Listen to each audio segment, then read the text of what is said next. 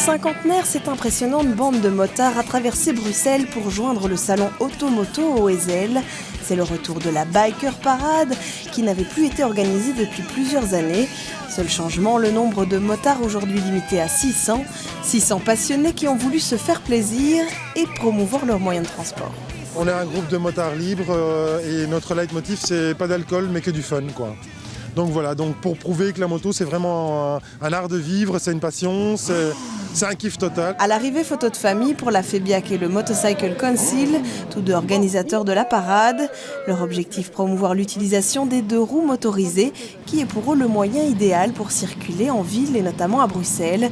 Bruxelles où le marché de la moto s'est stabilisé, mais où ce sont surtout les scooters qui ont raflé une grosse part du marché. Je crois que comme moyen de transport, surtout moyen de transport urbain, la moto est absolument capitale. Et d'ailleurs, je crois qu'on devrait véritablement un peu mieux organiser la ville pour permettre justement à la moto de pouvoir circuler de façon plus sûre. Un sentiment partagé par les motards qui voudraient des infrastructures moto plus sécurisées. Aujourd'hui, seule une conduite défensive permet d'éviter le pire. Soyons très clairs, le deux roues sera toujours plus dangereux qu'une voiture. Nous n'avons pas de protection passive comme une voiture. Ce sera toujours plus dangereux.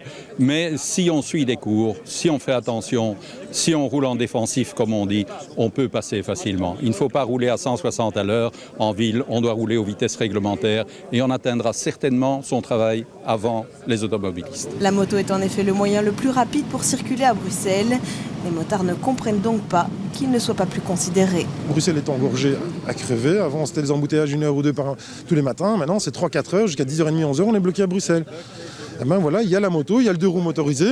Qu'on fasse quelque chose, qu'on mette un peu d'argent là-dedans, ça va améliorer la mobilité, ça va améliorer tout simplement la vie de tous les jours.